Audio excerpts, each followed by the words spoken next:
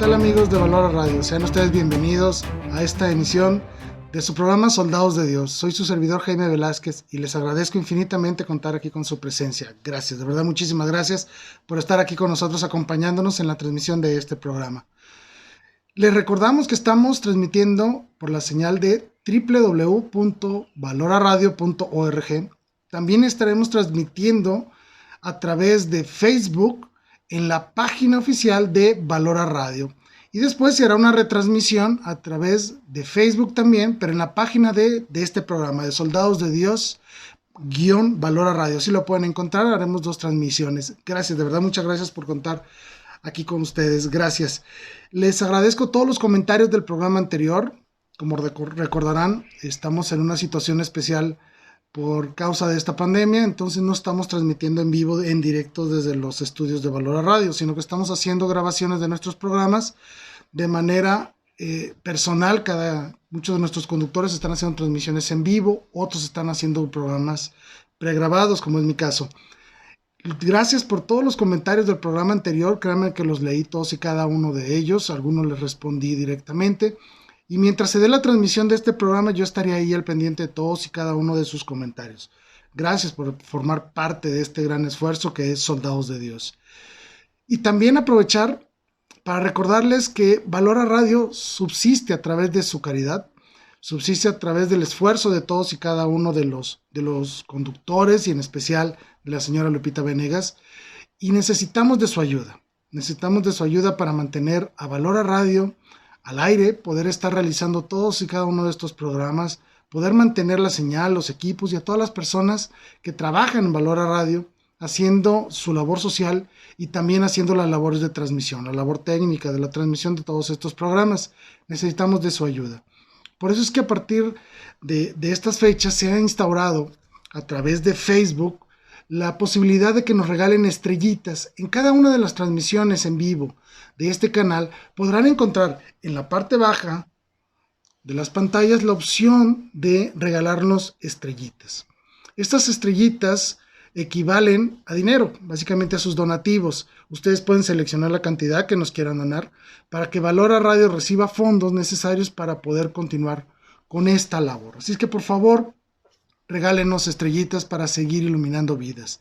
Gracias de antemano por todos sus esfuerzos, por su caridad y por la ayuda que nos brindan con estas estrellitas a través de este medio de financiamientos. No es muy caro, no crean que son grandes cantidades, son cantidades pequeñas, pero esa pequeña cantidad acumulada por todos y cada uno de ustedes puede hacer la gran diferencia en este programa y en todos los programas de Valora Radio.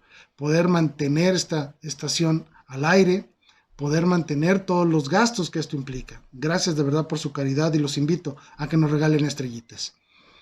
Pues bien, hoy escogí un tema muy especial, un tema que en lo personal me gusta muchísimo y no lo había querido hacer porque requería mucho estudio, requería un análisis muy especial de la historia de la iglesia, que es un tema histórico.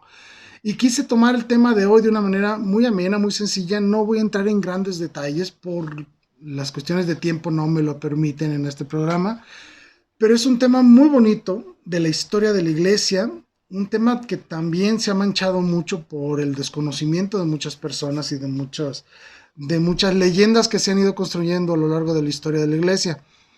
Y el tema es las órdenes militares católicas. Es un tema apasionante que involucra varios siglos de nuestra historia, a partir del siglo XI hasta el siglo XIV principalmente, pero muchas de estas órdenes militares han permanecido vigentes a lo largo de la historia, incluso todavía existen algunas. Su historia es increíble, llena de personajes fascinantes y que de verdad vale la pena analizarlas un poco, aunque sea de una manera muy rápida conocerlas. ¿Qué son? ¿Qué son estas órdenes militares católicas? Bueno, recordemos que Jerusalén, Palestina, todos los lugares santos fueron ocupados por el imperio musulmán, por los imperios musulmanes, allá en la Edad Media. Y fue necesario entonces que el Papa convocara lo que llamamos las cruzadas. Con este llamamiento a las cruzadas se formaron una gran cantidad, porque no fueron poquitas, fueron muchísimas, diferentes órdenes religiosas con la intención de ir y recuperar Tierra Santa para los cristianos. no solo era recuperar el lugar como tal, sino también preservar los lugares santos, mantener la liturgia vigente en esas regiones, proteger a los cristianos y proteger las propiedades de estos mismos cristianos que vivían en esta zona desde hacía 1000 años, obviamente. Entonces los esfuerzos de la iglesia para poder reconquistar estos territorios y mantener el orden, proteger a los cristianos, cuidar estos recintos, dio origen a las órdenes militares católicas. Hay muchas que son muy famosas. Por lo general las incluimos todas bajo el nombre de templarios. ¿Recuerdan eso? Pues no, los templarios realmente solo eran una de estas órdenes, pero eran muchísimas más. Y hoy quiero dedicar el tema a eso. Créanme, fueron muchísimas órdenes que se formaron en las épocas medievales, más de 100 obviamente, y básicamente lo que eran hermandades de caballeros, tanto religiosos como seglares, que vivían este fervor religioso y querían proteger Tierra Santa de las amenazas de los imperios y de las conquistas musulmanas.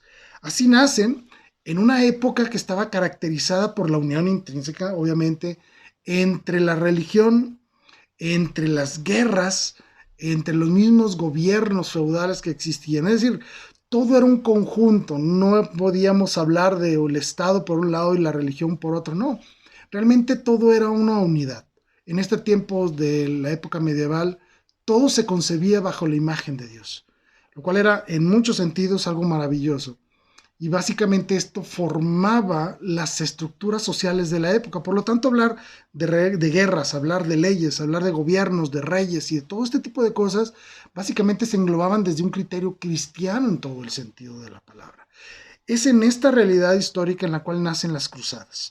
Y nacen, obviamente, las órdenes religiosas y las órdenes militares católicas. No todas eran religiosas propiamente, también había otro tipo de órdenes de caballeros que obviamente vivían la fe de una manera especial, pero que estaban subordinados a los reyes, había otras que estaban subordinadas al obispo y había otras que estaban subordinadas directamente al papa. Había muchos tipos de órdenes militares. Básicamente se pueden formular tres grandes tipos. Las primeras eran las apócrifas, que eran órdenes de caballería católicas, religiosas, falsas, que nunca existieron. Pero como era tan distintivo el llevar una insignia de alguna orden religiosa, que muchas personas, con tal de engañar a los reyes o a los feudos, se inventaban órdenes de caballería, se colgaban un montón de medallas y las presumían para darse prestigio, lo cual eran las órdenes falsas, apócrifas se le llama. También hubo muchas órdenes religiosas que se formaron, pero solo en papel, nunca llegaron realmente a consolidarse como órdenes religiosas y nunca llegaron a desempeñar ningún papel en la historia. Se les llama las órdenes militares mortinatas. Se les llama así porque nacieron muertas, solo nacieron en el papel, pero nunca llegaron a fundarse. Pero sí existieron muchas órdenes militares católicas genuinas, verdaderas. Y de estas se separaban en tres grandes tipos. El primero eran las órdenes regulares, las órdenes militares eminentemente. Estaban las órdenes regulares menores, que eran locales, no eran de toda la iglesia, y existían también órdenes seculares, es decir, había muchos tipos de órdenes religiosas que se fundaban en aquellos tiempos con tal de defender un ideal cristiano. ¿Ok? Bien. Obviamente que fueron las cruzadas, estos movimientos para recuperar Tierra Santa, lo que dieron lugar a la creación de estas órdenes. Y básicamente buscaban crearse un prestigio de órdenes de caballería a través de gestas heroicas tanto en combate como en obras de caridad. Ese era el ideal de las caballerías medievales, y ellos se distinguían por, además de sus armaduras o de sus uniformes militares, también portaban un manto con alguna cruz que los identificaba. Incluso algunos hasta traían pintadas sus espadas de cierto color para distinguirlos como una orden específica. Había órdenes militares, había órdenes hospitalarias y había órdenes militares y hospitalarias al mismo tiempo. Había muchos tipos y voy a mencionar algunos. Por ejemplo, la más reconocida de las órdenes militares eran los caballeros templarios. Había órdenes militares y hospitalarias, o sea que hacían labores de militar y hacían labores hospital, es decir, de atender a las personas que habían resultado heridas o dañadas tanto en combate como en la situación social. Es decir, realizaban también órdenes de caridad, no solo acciones militares. Ellos están, por ejemplo, la Orden de los Hospitalarios de San Juan de Jerusalén, que actualmente todavía existe y son los Caballeros de Malta. Existía, por ejemplo, la Orden de los Caballeros Teutónicos, y también existía la Orden de Santiago, que se extendió incluso hasta en España, en Castilla, León, incluso en Portugal. También había órdenes solo hospitalarias, es decir, no entraban en combate, pero sí atendían a los heridos y atendían a la comunidad en general. Existía, por ejemplo, la Orden de San Lázaro de Jerusalén, la Orden del Espíritu Santo de Montpellier y una de las más famosas en la historia, la Orden de Nuestra Señora de la Merced, conocidos como los Mercedarios. Una orden religiosa fabulosa que todavía existe y que vamos a hablar de ellos. También existían otras órdenes regulares menores. ¿Quiénes eran estos? Eran órdenes religiosas, militares y hospitalarias, pero que servían en reinados específicos. No estaban destinados a las conquistas de Jerusalén ni a grandes territorios, sino que dependían de un obispo o de un rey directamente. Y principalmente cuando solo dependían del rey, se les llamaban también órdenes seculares. Se formaron muchísimas, existen muchísimas a lo largo de la historia, muchas, todas de ellas aún subsisten, muchas de ellas, pero son básicamente títulos honoríficos de personas que se han distinguido en un servicio especial al rey. Se formaron en todos los reinos, en Inglaterra, en España, Portugal, Francia, en los reinados germánicos, en Italia, es decir, había una gran cantidad de órdenes seculares. Incluso, como anécdota, había una orden secular formada por un rey inglés, cuando todavía eran católicos obviamente, que estaba sustentado, por decirlo de alguna manera, y seguían el ideal del rey Arturo y la mesa redonda. Es decir, en base a la leyenda del rey Arturo y la mesa redonda, un rey de Inglaterra formó su orden de caballería de la mesa redonda, allá por el siglo XIV, siglo XV más o menos, ¿no? Y muchas de estas han persistido a lo largo de la historia, muchas de ellas incluso eran católicas, por ejemplo las de Inglaterra eran católicas y actualmente pertenecen a la iglesia anglicana, o incluso muchas órdenes seculares teutónicas o germánicas aún dependen, pero se han consolidado con las iglesias luteranas, es decir, ha habido de todo. A mí lo que me interesa es hablar obviamente de las órdenes católicas, y aunque no puedo hablar de todas ellas porque eran muchísimas, vamos a hablar en específico de las órdenes católicas genuinas y sobre las cuales más se conoce de historia porque tuvieron un desempeño especial no solo en las cruzadas sino en los años posteriores, ¿sí? Entonces vamos a hablar de las órdenes militares católicas.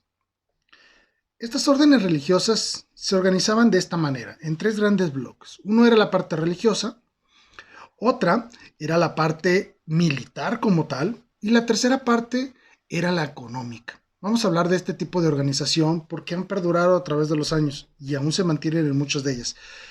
La situación religiosa de estas órdenes era que la iglesia permitía la creación de grupos de militares, es decir, de nobles, no eran cualquier plebeyo, al principio no eran cualquier plebeyo, sino nobles que se consolidaban como una hermandad y con el ideal de ir a recuperar y proteger Tierra Santa.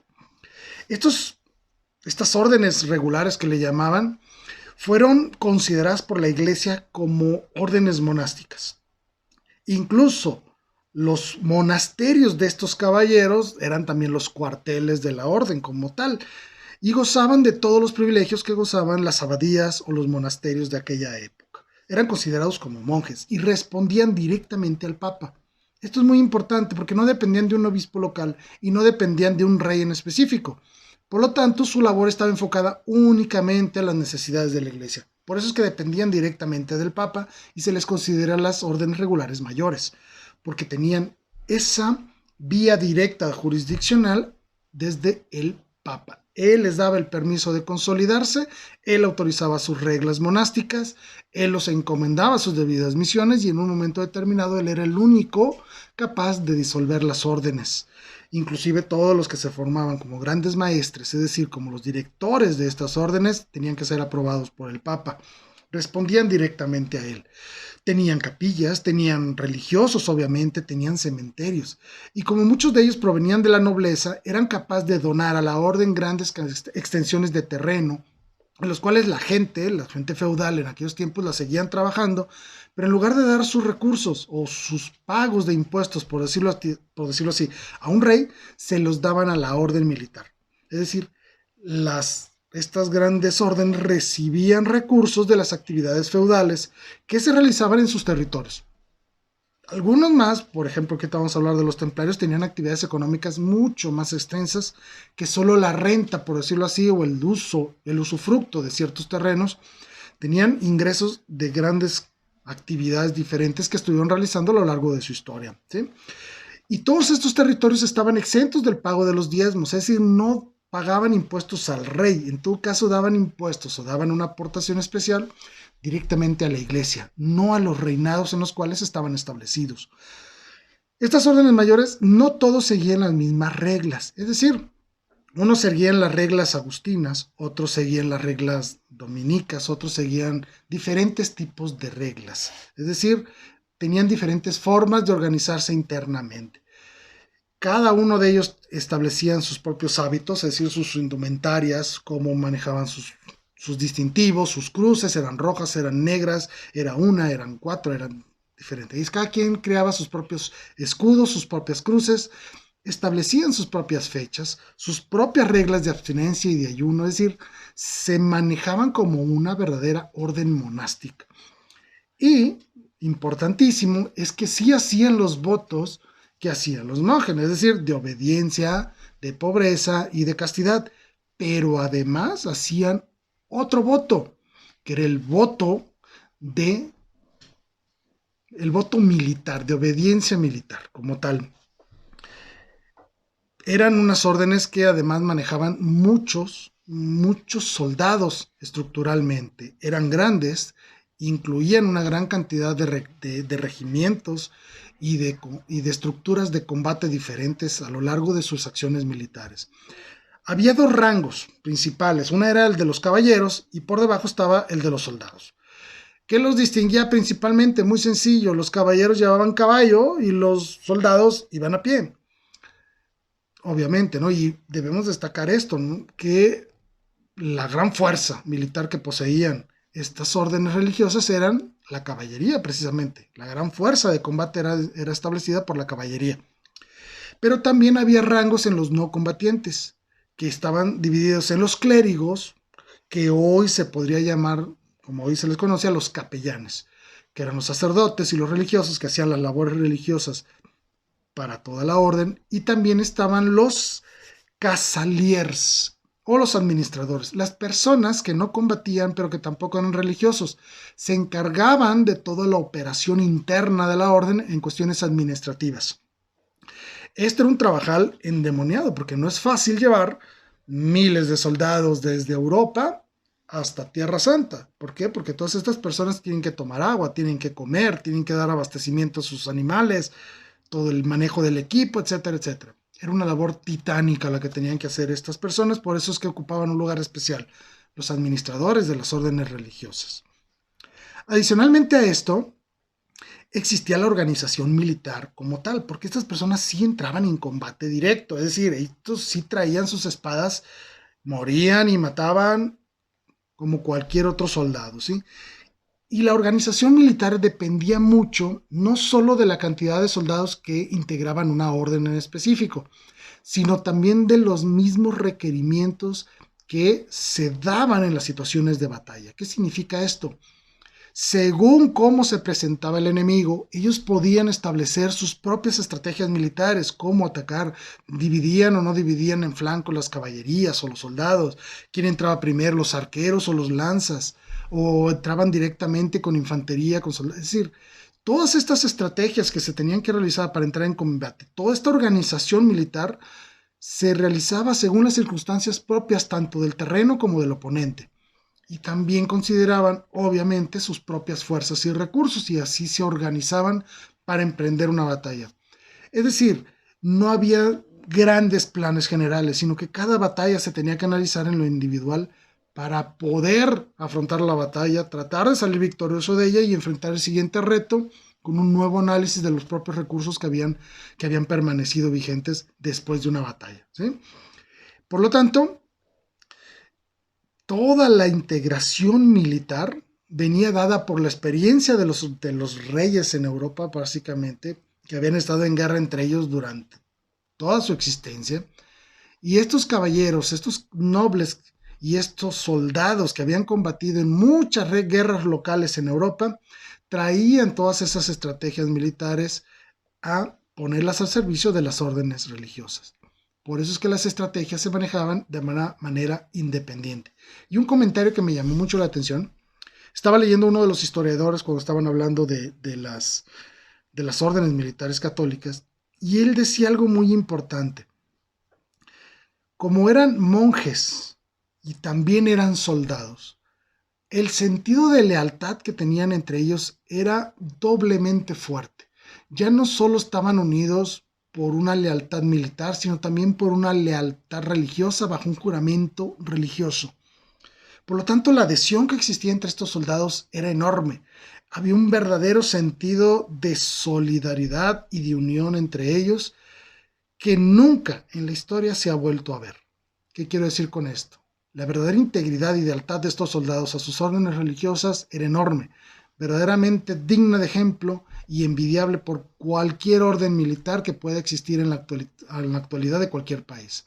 El sentido de amistad, de hermandad que existía entre ellos era enorme y verdaderamente vivían como monjes y como militares.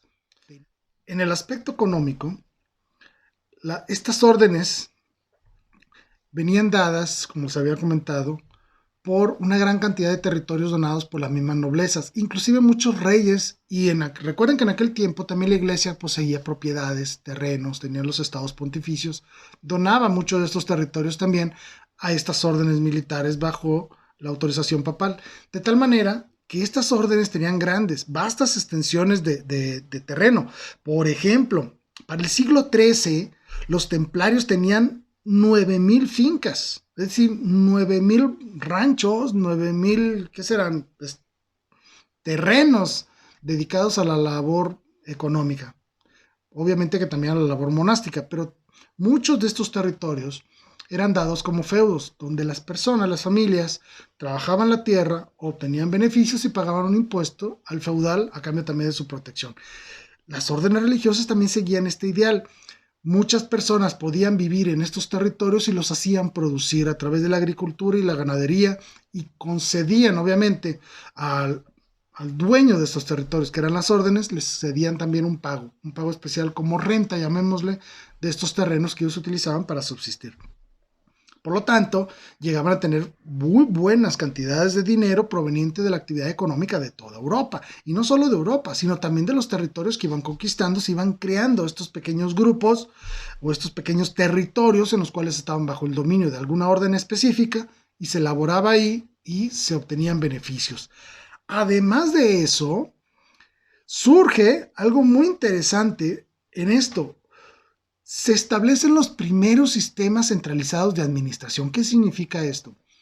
Las órdenes religiosas, aunque su gran maestre, aunque su líder, por decirlo así, iba con las caravanas a combatir a Palestina o a los Tierra Santa, en los lugares donde se fundaban las órdenes, donde estaba la sede de las órdenes, se quedaban administradores y desde ahí administraban todos los recursos y toda la operación de las órdenes religiosas.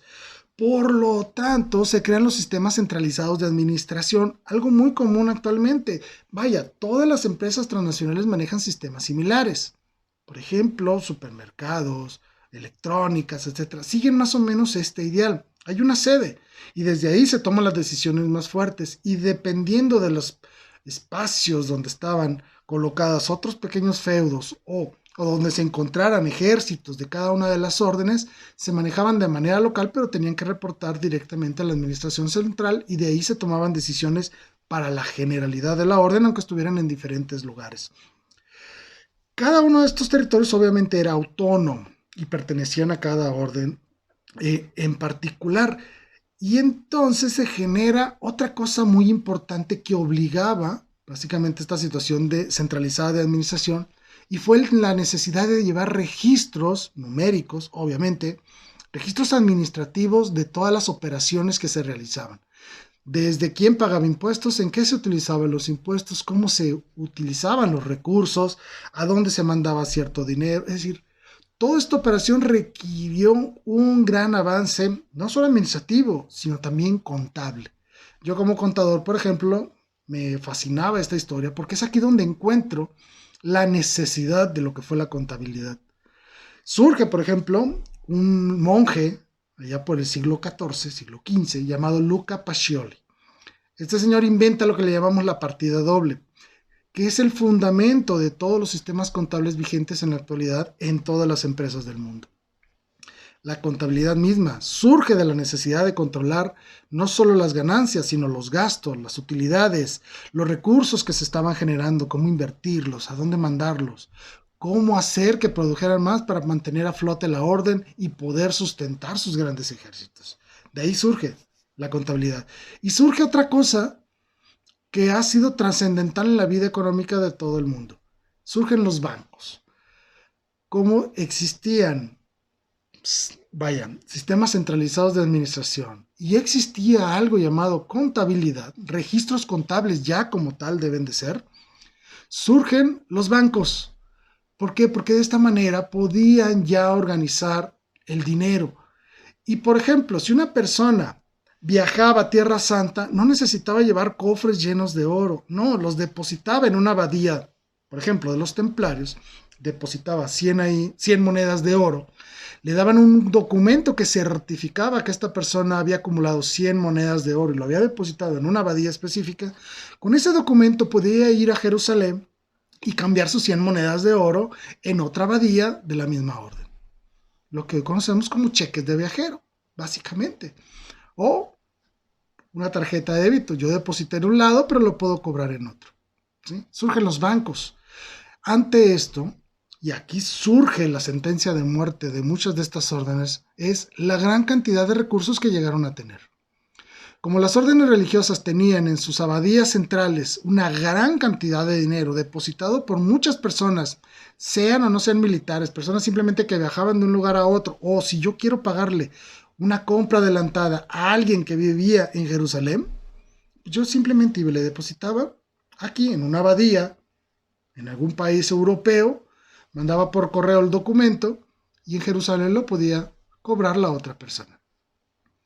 Es decir, se crearon lo que hoy conocemos como bancos. Obviamente, con el gran poder económico que llegaron a tener, con la gran cantidad de recursos que tenían ahí los templarios, los invirtieron, principalmente los templarios, obviamente. Invertían este dinero, hacían préstamos, cobraban intereses, etcétera, para poder darle inversión, mantener a flote toda esta maquinaria. Y de ahí surge, como le dije, su sentencia de muerte, porque eran los reyes, los reinados, los principales acreedores de las órdenes religiosas. Y aquí me quiero hacer una pequeña pausa, porque se han surgido a lo largo de muchos años una gran cantidad de leyendas alrededor de las órdenes religiosas militares, principalmente en contra de los templarios. Inclusive hay una gran cantidad, de verdad, hay muchísimas congregaciones de seglares, no hay ninguna religiosa, sino de seglares, que se dicen los legítimos sucesores de los caballeros del temple, de los caballeros templarios, por ejemplo. Se los voy a decir de una manera muy sencilla, eso no es cierto. No existe ya la orden de los templarios. No existe. Por lo tanto, no existe tampoco ninguna orden seglar, aunque se diga católica, aunque se llame templarios, que sea verdaderamente una sucesión de ellos. No es cierto, no existe. Entonces quiero hacer la aclaración porque hay muchos que se quieren decir los verdaderos o los legítimos descendientes de los templarios. Mentira total, ¿sí? Que quede claro. La Santa Sede no reconoce, ojo, no reconoce a ninguna orden militar religiosa actualmente, salvo a dos. Ahorita les voy a decir cuáles son, ¿sí? Por lo tanto, todas las demás órdenes deben de permanecer bajo sus propios estatutos, bajo sus licencias como tal de algún momento que fueron aprobadas y permanecen vigentes, claro que sí, pero ya no son militares. Es decir, en este momento la Iglesia Católica no contiene en sí misma ninguna orden militar como tal, excepto una, ¿sí? Que son la Guardia Suiza. Pero eso vamos a hablarlo después. Entonces, para que lo sepan, no existen los templarios ahorita, porque han surgido muchísimas leyendas a lo largo de la historia. No existen. Se hace la recomendación directamente de la Santa Sede a todos los sacerdotes y obispos en el mundo entero que tengan mucho cuidado con las celebraciones de investidura que celebran esta gran cantidad de órdenes religiosas o de órdenes militares o de órdenes hospitalarias, como le quieran llamar. Es decir, surgieron muchísimas a lo largo de los años. Todavía pueden surgir algunas, pero hay que estar debidamente registradas por la Santa Sede, autorizadas por tal. Por lo tanto, hace la siguiente recomendación que quiero leerla. Dice que se recomienda a los pastores de la iglesia, obispos y sacerdotes no ceder, ni los templos, ni entrar en el juego de la parafernalia templaria u otra que celebran estas mal llamadas congregaciones militares para darse renombre, condecorarse entre ellos, admitir nuevos socios, etc. Hay que tener mucho cuidado con esto. Principalmente menciono a los templarios porque son los más conocidos, obviamente. Pero no existen, ¿sí? Si alguna persona dice pertenecer a una orden seglar religiosa católica y le pide a algún religioso, a algún obispo, permiso de usar tal templo o tal basílica para llevar a cabo su celebración de investiduras, hay que certificar que esa orden seglar está debidamente autorizada y con licencia, no solo del obispo local, sino de la Santa Sede, ¿sí? Que quede claro, porque ahorita hay mucho loco diciendo que son templarios, que son los verdaderos teutones, que son los verdaderos descendientes de la Orden de Santiago, que son... Tengan mucho cuidado con eso, ¿sí? ¿Y por qué la confusión? Porque surgieron muchísimas órdenes religiosas a lo largo de la historia en casi todos los países europeos. Entonces hay que tener cuidado con este detalle. Bien, vamos a hablar ahora de las 5 principales órdenes religiosas en la historia medieval de la Iglesia. Hablar de las principales órdenes religiosas que surgieron en el medievo es muy extenso. Son muchísimas, como ya les había dicho. Pero quiero retomar 5 de ellas, que en lo personal son las que más me llaman la atención. Son las más conocidas, obviamente. Y hay que tener un especial cariño por la historia de la Iglesia al introducirnos en estos temas tan hermosos como es su historia. De verdad, cuando nos adentramos en lo que fueron las cruzadas, los templarios, los teutones, todo este tipo de órdenes religiosas, el ideal de vida que ellos manejaban es fascinante, de verdad, créanme. Si ustedes tienen la oportunidad el día de mañana de conseguirse algún libro que hable de todo esto, háganlo, de verdad vale la pena. No se confíen mucho ni de las leyendas ni de las películas. No representan verdaderamente lo que eran los ideales de los caballeros medievales. Hay que tener mucho cuidado con eso. Y sobre todo no emitir juicios de una manera anacrónica. ¿Qué quiero decir con eso? No podemos tomar los criterios de hoy y aplicárselos a los ideales que estas personas vivían hace 900 años, hace 800 años. No se puede hacer eso, es injusto. Por lo tanto, lo que les digo es, cuando ustedes analicen estas épocas, analicen a estas personas, sus ideales de vida, la forma en que pensaban, la forma en que querían verdaderamente servir a la iglesia, servir al pueblo de Dios, cómo querían contribuir a la construcción del reino de Dios, hay que analizarlo de una manera muy noble con ellos, ¿de acuerdo? Las principales órdenes, bueno, pues la más famosa de todas, y que de alguna manera engloba a las demás, malamente, porque no debería de ser, es la de los caballeros templarios. Bueno, la orden de los pobres caballeros de Cristo del Templo de Salomón, así se llamaba, mejor conocidos como Orden del Temple o Templarios, fue la más poderosa orden militar de la época, obviamente por su poder militar, su verdadero compromiso religioso, como ellos como caballeros, y también por el gran poder económico que lograron tener. Un poder enorme, tenían a los reyes a sus pies, por las grandes deudas que estos reyes contraían por una irresponsable actividad administrativa. Cosa que los monasterios obviamente ya habían logrado organizar, pero los reyes no querían adoptar estas condiciones. Básicamente el rey gastaba en lo que quería y para eso necesitaba mucho dinero. ¿A quién se lo pido? A los templarios. Recibían préstamos y después no tenían manera de pagarlos. Pero bueno, se mantuvo activa la Orden del Temple alrededor de 2 siglos más o menos. Fue fundada a principios del siglo XII y muere como tal a principios del siglo XIV. Bueno, se juntaron 9 caballeros franceses liderados por un señor llamado Hugo de Pines con motivo de la primera cruzada. Su propósito original era proteger las vidas de los cristianos que peregrinaban a Jerusalén. Por lo tanto, ellos tenían que cuidar eso y viajan a Jerusalén. Ojo, ellos no estuvieron directamente en la primera cruzada. Recordemos que la primera cruzada sí logró conquistar Jerusalén. Por lo tanto, se formó el Patriarcado de Jerusalén nuevamente bajo la autorización del Papa. Y muchos peregrinos regresaron a estas misiones, a estos peregrinajes hacia Tierra Santa. La Orden del Temple se funda precisamente para proteger a todos estos peregrinos y proteger los lugares santos en Jerusalén. Seguían, obviamente, la regla agustina y vivieron tiempos terribles ellos, créanmelo. Estas personas, los caballeros templarios, en estos 200 años estuvieron permanentemente en combates y en la defensa no solo de lugares santos, sino de peregrinos, y combatiendo en una gran cantidad de regiones a lo largo de toda esta región que fue reconquistada por la primera cruzada. Y hay una anécdota que a mí me impresionó cuando la leí.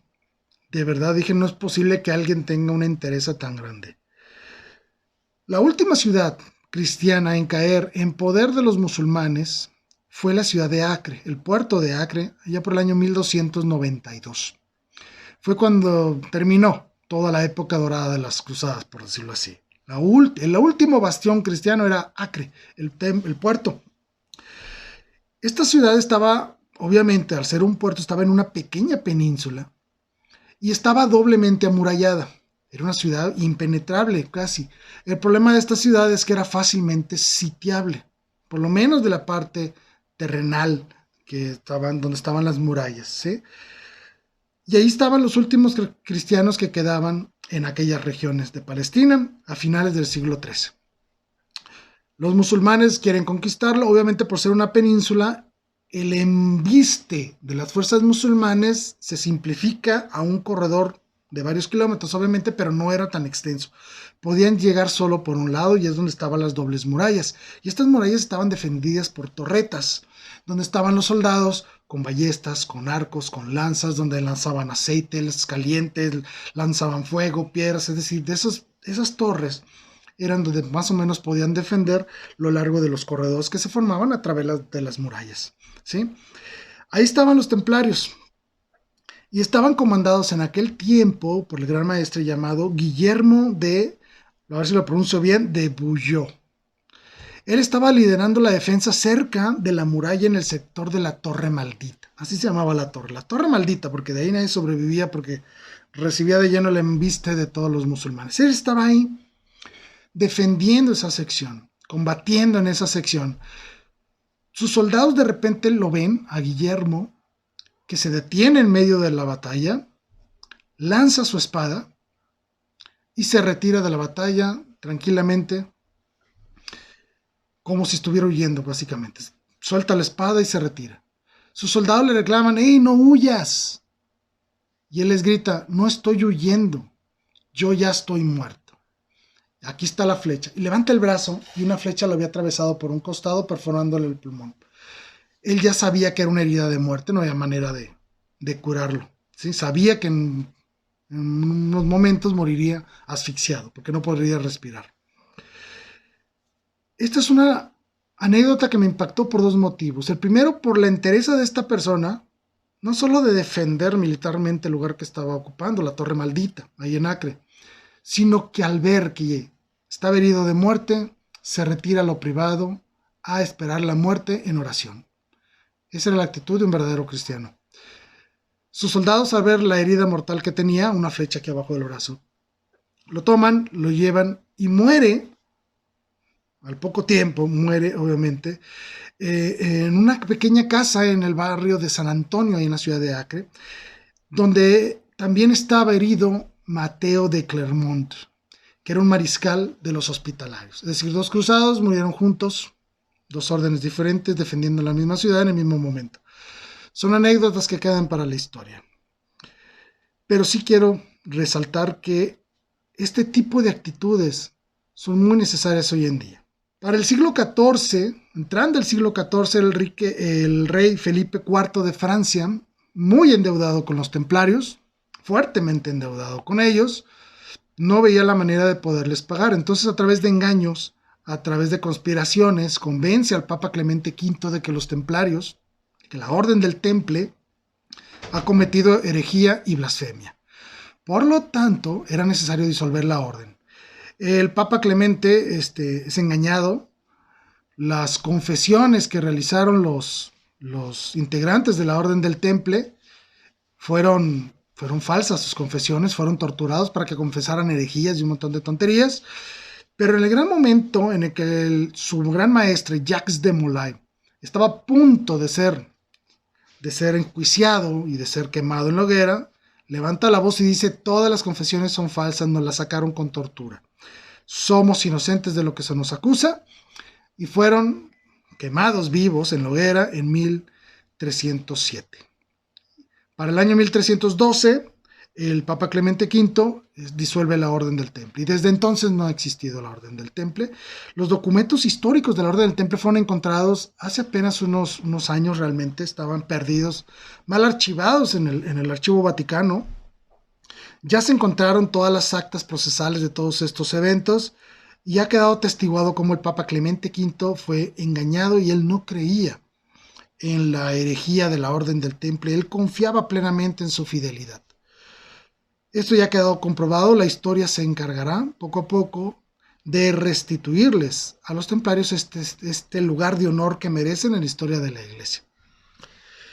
Otra de las órdenes que más me llama la atención, porque aún existe, y no solo existe, sino que es muy poderosa, es la siguiente. Se llama la Soberana Orden Militar de Malta, también conocida como la Orden Hospitalaria de San Juan de Jerusalén, conocidos comúnmente como los Caballeros de Malta. Son célebres e incluso gozan de una autorización especial canónica del Papa, obviamente, sino que aparte tienen una personalidad jurídica internacional. Son considerados, por decirlo así, como un estado sin tierra. Y ellos tienen incluso representación, obviamente, de asesoría y de observantes ante las Naciones Unidas. Es una orden militar muy poderosa. Hace apenas unas semanas falleció el gran maestre de esta orden. Ahorita está un maestre interino, está en este proceso de elegir un nuevo gran maestre. En ese momento están ahorita ellos. Están diseminados por todo el mundo, realizan una gran cantidad de obras de misericordia, obras de caridad, verdaderas misiones muy humanitarias por la Orden del Temple. Hay que verlos con un sumo respeto, porque es de las más antiguas, si no es que la más antigua, porque surge en el siglo XI, a final del siglo XI, y todavía existe. Es de las más importantes. Cuando unos mercaderes y peregrinos fundan en Jerusalén, ahí junto a la iglesia o a la capilla del Santo Sepulcro, fundan un pequeño hospital para atender a los peregrinos heridos que llegaban de los viajes, ¿sí? Este hospital fue dedicado a San Juan Bautista, por eso así se llaman, la Orden Hospitalaria de San Juan de Jerusalén, ¿sí? Se le atribuye la fundación a un señor llamado Gerardo Tum, así se le llama, bueno, y obviamente iniciando como una orden hospitalaria, fundando un hospital, pero ante los constantes embates de las guerrillas musulmanes y de los ejércitos musulmanes contra Jerusalén y contra otros reinos cristianos aledaños, se convierten también en una orden militar.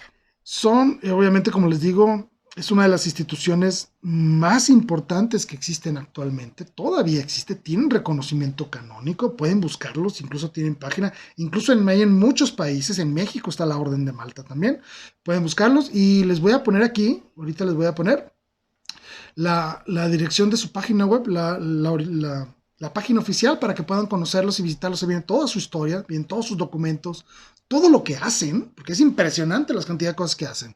De verdad vale la pena revisarlos, ¿sí? Los invito a que la revisen. Otra de las principales órdenes que se fundaron en aquellos años fueron las órdenes, los caballeros teutónicos. Así se le llamaban porque venían de Alemania.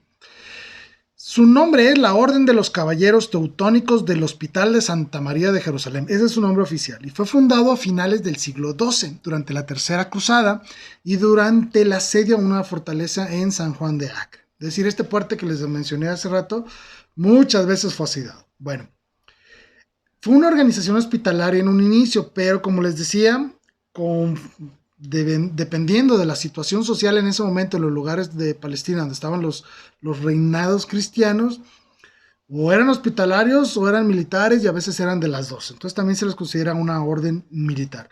Y como les platiqué ahorita de la experiencia, vaya, de la anécdota de Guillermo de Bouillon, ellos también estuvieron en la última batalla de entre los cruzados y los musulmanes en la toma de Acre de 1291. Esta orden, después de esos tiempos, se recluyó a sus lugares de origen, que básicamente era en Alemania, lo que hoy es Alemania. Casi desaparecen cuando Napoleón conquista todos estos territorios europeos, casi desaparece esta orden teutónica, pero se mantuvo vigente en algunos lugares, o sea, sabemos que se mantuvo vigente. Fue una de las estrategias incluso del mismísimo Hitler, el querer recuperar y querer tomar control sobre la orden de los caballeros teutónicos por toda la historia que ellos implicaban. No lo pudo lograr, obviamente, y ha subsistido a lo largo de la historia y todavía existe como tal. Y pero ya no es militar, ya no tiene ninguna de esas funciones. Se transformó toda su carisma en una institución religiosa de vida consagrada que se llama los Hermanos de la Casa Alemana de Santa María de Jerusalén, y subsisten en Alemania. Otra de las órdenes, y posiblemente una de las más importantes también de la época, eran los Caballeros del Santo Sepulcro, fundados principalmente por el Papa, directamente por él. Se llamaba la Orden Ecuestre del Santo Sepulcro de Jerusalén, dirigida por Godofredo de Bouillon, bajo órdenes papales, y su objetivo como tal era proteger el Santo Sepulcro de los infieles, y estaba constituido por 50 caballeros, así como lo oyen.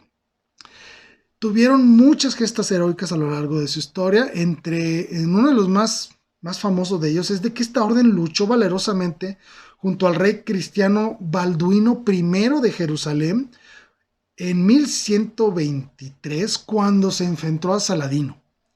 Participó en los asedios de Tiro en 1124, la toma de Damasco durante la Segunda Cruzada en 1148, y también estuvieron en las disputas de Acre del año 1180. Todavía existe y tiene un reconocimiento especial papal. Les voy a poner también aquí la dirección de internet donde ustedes van a poder visitar la página oficial de ellos para que los conozcan su historia. Verdaderamente vale la pena investigar todo lo que estas personas hicieron en tantos años. Vale la pena investigarlos, de verdad. Y por último, una de las órdenes medievales más importantes, y en lo personal, una de las más valientes que ha existido.